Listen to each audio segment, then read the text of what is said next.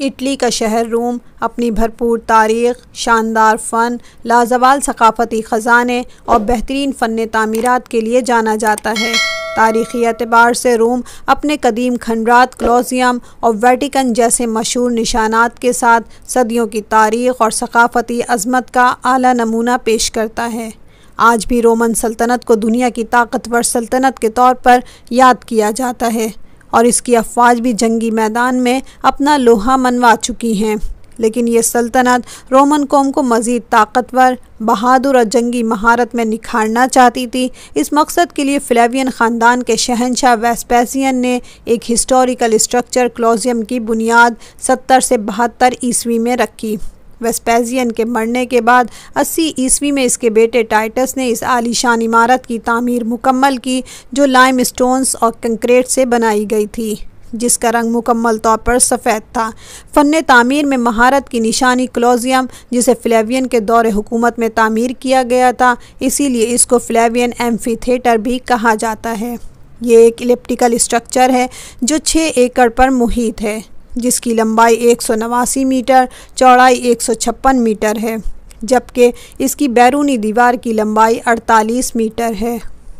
ایک اندازے کے مطابق کولوسیوم میں تقریباً 50,000 سے 80,000 تماشائیوں کے بیٹھنے کی جگہ تھی۔ اس میدان میں بادشاہ، امراء، عام شہریوں اور غلاموں کے لیے الگ الگ حصے بنائے گئے تھے۔ یہ خوبصورت شاہکار جب مکمل طور پر تعمیر ہو گیا تو اس میں ملک بھر کے فنکاروں کو دعوت دی گئی کہ وہ اپنے فن، جنگی مہارت اور طاقت کا بھرپور مظاہرہ کریں۔ کولوسیوم کے افتتاح کے 100 دن تک مسلسل خونی کھیل کھیلے جاتے رہے۔ اس خونی لڑائی میں 2 خونخوار جنگجو یا جنگلی جانوروں کو اکھاڑے میں آمنے سامنے لایا جاتا تھا، جس میں پیشہ ور سپاہیوں کے علاوہ غلاموں اور دنیا بھر کے خطرناک جانور حصہ لیتے تھے، جنہیں گلیڈیٹرز کہا جاتا تھا، جبکہ اکھاڑے کی یہ جگہ ارینا کہلائی جاتی تھی۔ اس خونی مقابلے میں جو ہارتا وہ اپنی زندگی سے ہاتھ دھو بیٹھتا۔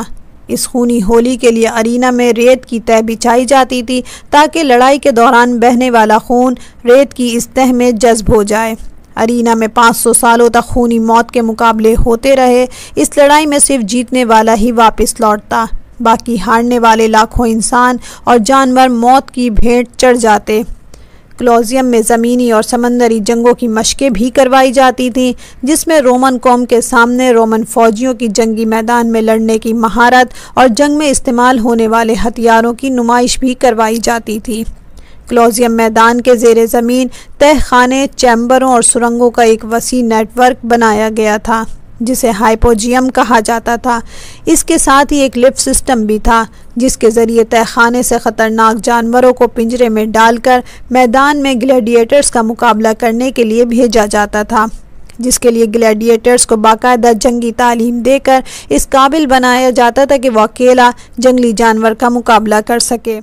سمندری مشقوں کے لیے میدان کے زیر زمین پانی کی ترسیل اور اخراج کے لیے پائپ نما سرنگیں بھی بنائی گئی تھیں۔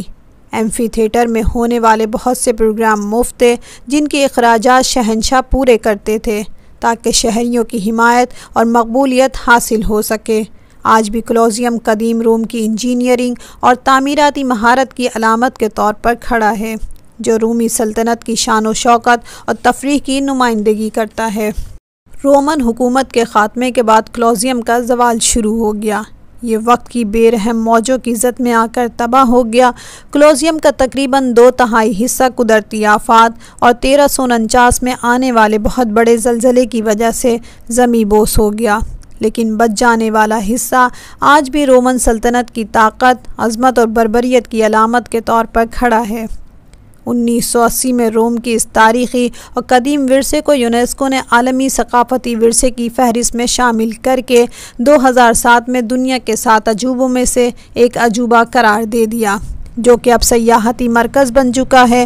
کولوسیوم اپنے جاہ و جلال اور تاریخی اہمیت کو دنیا بھر سے آنے والے لاکھوں سیاحوں کو اپنی طرف متوجہ کرتا ہے۔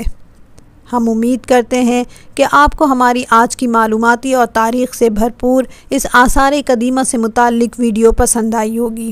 اپنی قیمتی رائے سے ضرور آگاہ کیجیے گا۔ چینل کو سبسکرائب کیجیے، ویڈیو کو لائک اور شیئر کیجیے۔